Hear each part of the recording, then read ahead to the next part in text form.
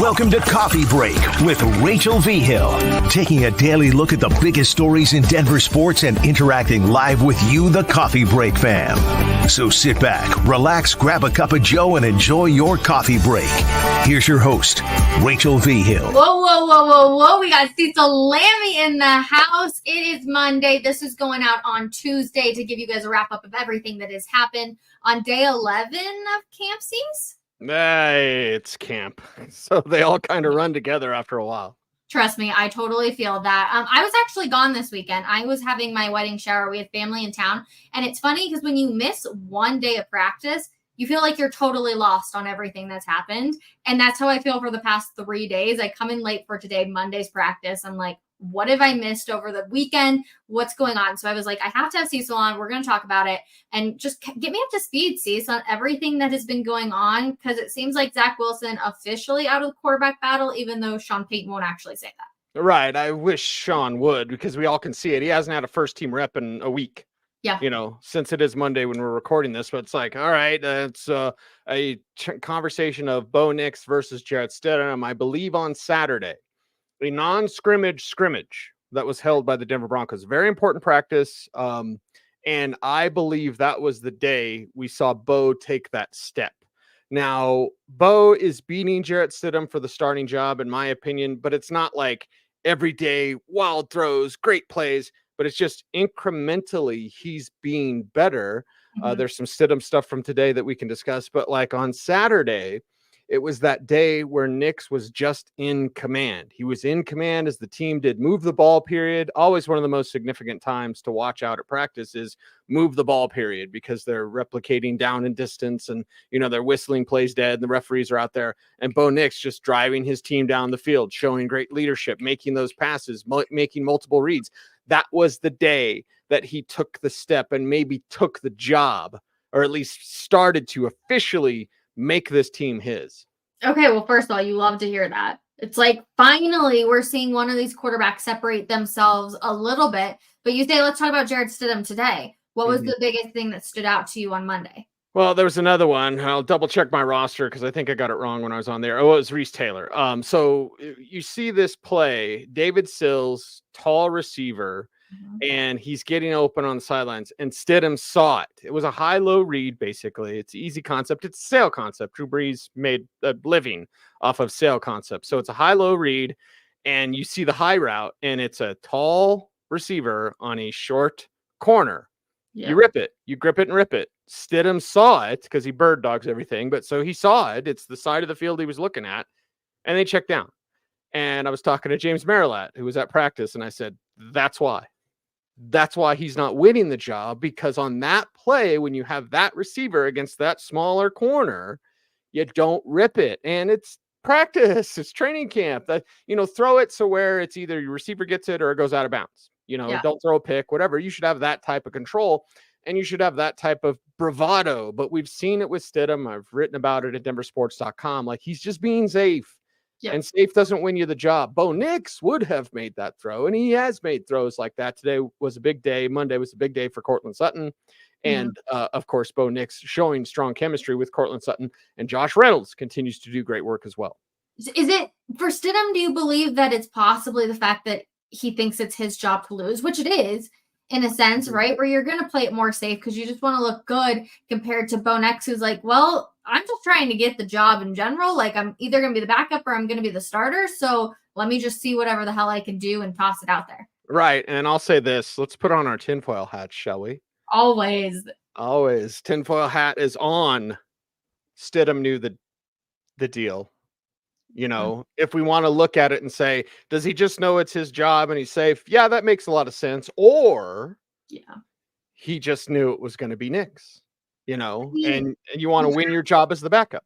You have to know that it's going to be Nix at a certain point. Like, they didn't draft this guy at number 12 to say, he can sit for 3 years behind Jarrett Stidham.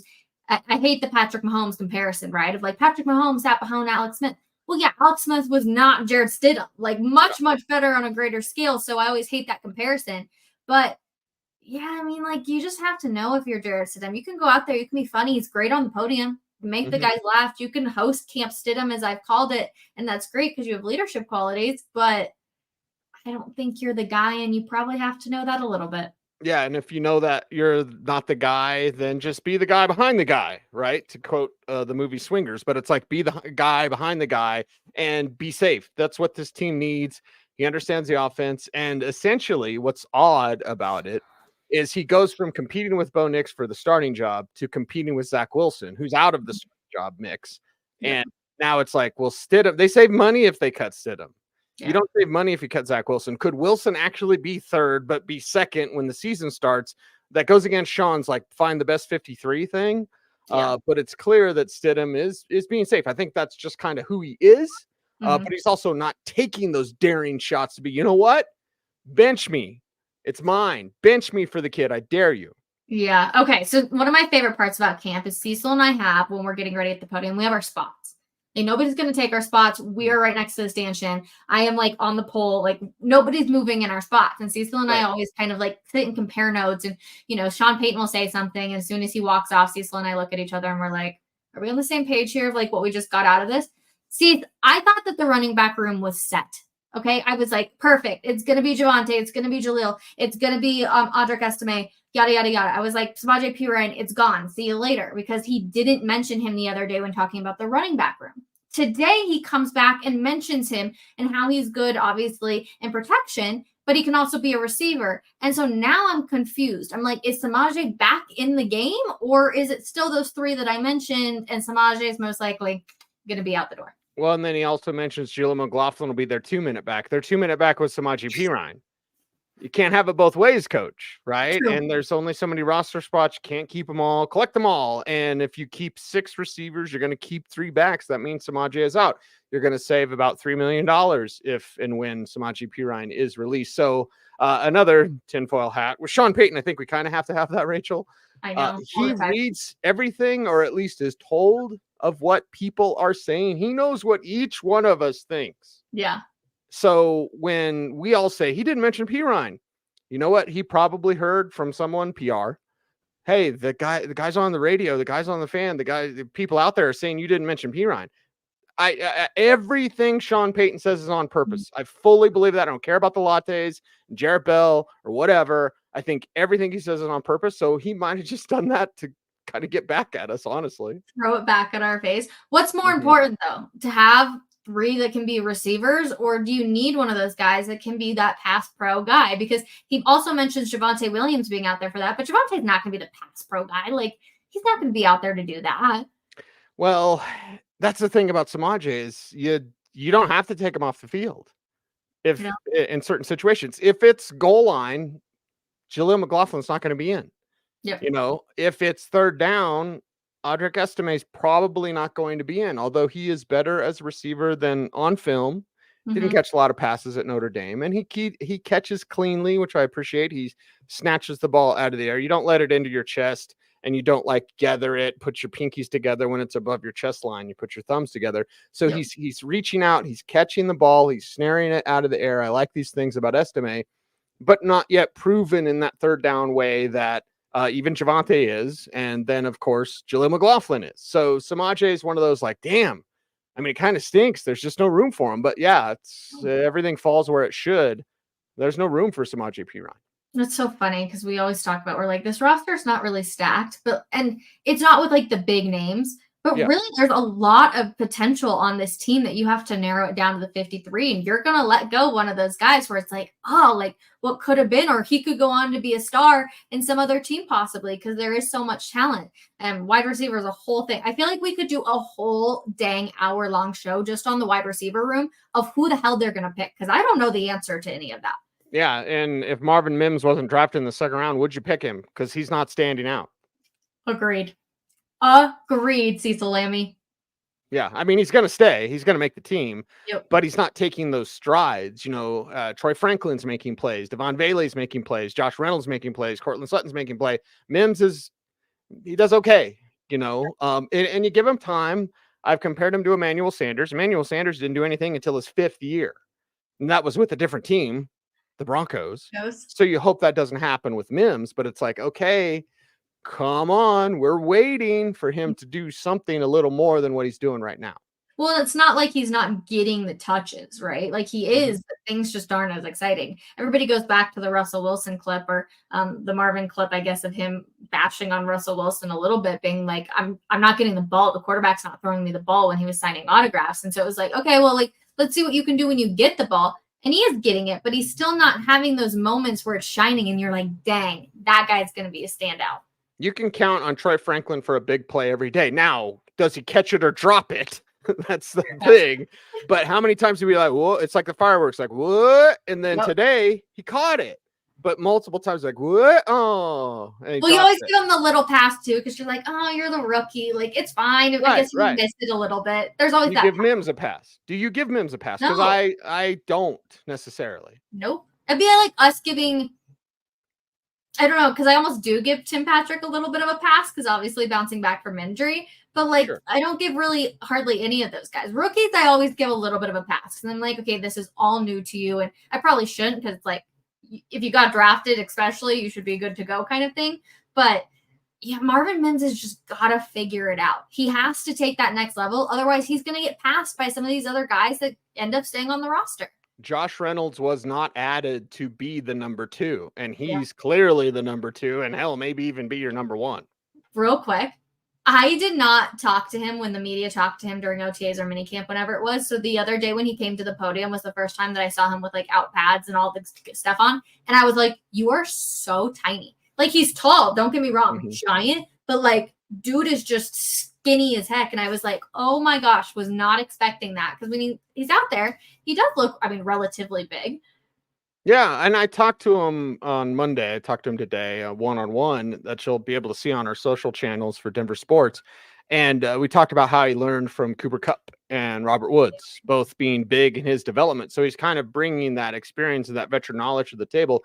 Plus, what I love is that he's had 0 drops the entire offseason. I've seen every practice that Josh Reynolds has suited up for the Denver Broncos, minicamp, OTAs, mandatory minicamp. I've seen them all. He's dropped 0 passes, and that was a problem for him with the Lions. Yeah, I mean, we all remember the playoff game, right? So come back, bite you in the butt a little bit, but it seems like he's really worked hard on that. His answers were really good, too, when he went to the podium. I'm curious, one-on-one with you, how was he? Was he talkative? Yeah, he's talking about it. You talk ball, you know what I mean? And afterwards, after the interview, you can always get some good stuff as you have with Riley Moss. But it's like during the interview, as long as you're talking ball, he's excited about being here. And there's a reason why he chose this place. Maybe not a first wave free agent, and maybe not as many trumpets and drum rolls when he was signed by the Broncos in free agency. But he made the choice to come here, and he's excited about it. And he's certainly making the most of his opportunity. Because of Sean Payton? Because of this offense, yes. Because of Peyton's offense specifically. I was like, because you're not looking at the quarterbacks like, woohoo, everything's going to be fine and dandy. So there has to be something else. And you just think that he can fit really well in what Peyton wants to run. Yeah, and Johnny Moe's here, Johnny Morton, the wide receiver coach who's with Detroit. And, I think Dan Campbell, they didn't consult Dan Campbell on Reynolds. That was asked the other day at the podium, but he doesn't need to, because his wide receiver coach was there with Josh Reynolds in Detroit. True. Okay, so we have to talk about Caden Stearns. Obviously, on Monday morning, it came out and said that he was going to be released by the Broncos. People are wondering if it's going to end up being a trade situation, if they're just going to let him go. The timing of it is really weird, Cecil, because you don't have to make any of these announcements. Camp is still going on. Like, things are just a little weird with the timing. Then we hear that Razarike is going to be coming back. And so you're like, well, are they trying to figure out a 53-man roster to fit him back into the mix? And also I was like, well, maybe you do pick up the phone and you call Justin Simmons just to see, okay? Just to dabble and have the question. But the way Sean Payton made it talk on Monday at the podium was like, there's a lot of depth that they have at safety, so there's no need to pick up the phone. More unproven talent. Devon Key, JL Skinner, one of those players last year, like a Riley Moss, where he just didn't play. Yeah. Like you drafted him and then you didn't play him, but you didn't let him expose to waivers, just like Thomas and Coombe, who's making plays every single day at Broncos camp. So there were some rookies last year that you just kind of wanted to see and you didn't get to see him. Skinner, I talked to him in the locker room multiple times, like, when are you going to play? When are you going to play? When are you going to play? He looks like he's going to play now, because he must be impressive for the Broncos to move on from Caden Stearns. And then we'll see. The Simmons thing is interesting, but sometimes things just move on. And it's romantic to kind of go back and think about what was. Yeah. And there's nothing wrong with Justin Simmons, but maybe it's just best where he finds a contender and the Broncos move on with some young guys. Well, yeah, it's after I say all of this stuff with Justin Simmons, I'm like, I'm going against all the logic that I yell all the time to people of like, if the Broncos were a contender and could be a playoff team and just needed that one piece, it would make sense to re-sign Justin Simmons. They're not that. So why are you going to do that? Build up the young guys that you have, build up the talent that you have on your roster. And then if you need to, in a few years or whenever they're going to make it back to the playoffs and be a real contender, then you go find a guy like that. So I hope Justin finds himself somewhere. Do you think Caden will? Maybe. I mean, guys banged up all the time. He's been banged up since he was a freshman at Texas. So, you know, he'll definitely have enough pre-draft. And even though it's been a few years, like enough teams would be interested, but not interested enough to really trade. And then I look at it and I go, Rachel, they're going to be a playoff team next year. You're not going to sign Justin Simmons to a long-term deal. What was that? 2025. Yes. Okay. I'm like, we're not saying 2024, 2025. No, the more Bo Nix plays this year, the greater their chances of being a playoff team next year. And they could go from 6-11 to 11-6 in a year.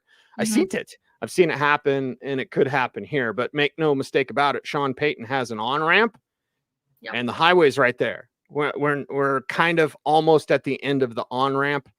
Get Bo ready. And then let's go Broncos 2025.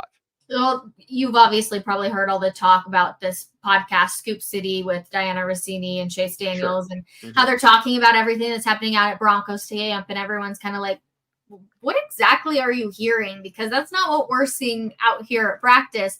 But the one thing I will say is Bo Nix does not necessarily look like a rookie.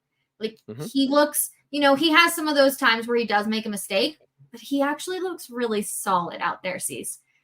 Composed, confident. Yes. He's a player that isn't rattled by pressure, which he wasn't. Like, I've heard people say, like, now we're seeing his pocket presence. I almost said a bad word. Blankety blank. We've seen his pocket presence. If you've been paying attention, like it's there. It's been there from day one. So this isn't new. This isn't just happening. He's just getting more comfortable with the pros. But Bo Nix, who he is, smart and accurate. He's a supercomputer. That's what you have without being a robot, by the way. Stidham is more robotic. But it's like, it's fun to watch, and it's fun to see this young man grow in his confidence. Because speaking of talking ball, I mean, that's Bo Nix is all about his faith, his family, and football. That's it. It's his life. Yep. Makes you excited too. And I just have a gut feeling that week 1 in Seattle, we're going to be seeing Bo Nix walk out with the starters. So I'm hopeful because he has looked really good in camp. But Cease, I appreciate you. Thanks for filling me in on everything that I missed over the weekend. Plenty of good stuff. If you're watching us on YouTube, subscribe, like, comment down below who you would like to start the season. Bo Nix, Jarrett Stidham, or if you're just a Zach Wilson fan and you're throwing it out there, I guess let us know too. And Cecil will argue with you in the comments of why you are wrong. But that is going to do it for us today. Have a wonderful Tuesday, everybody. And we'll see you later. Bye.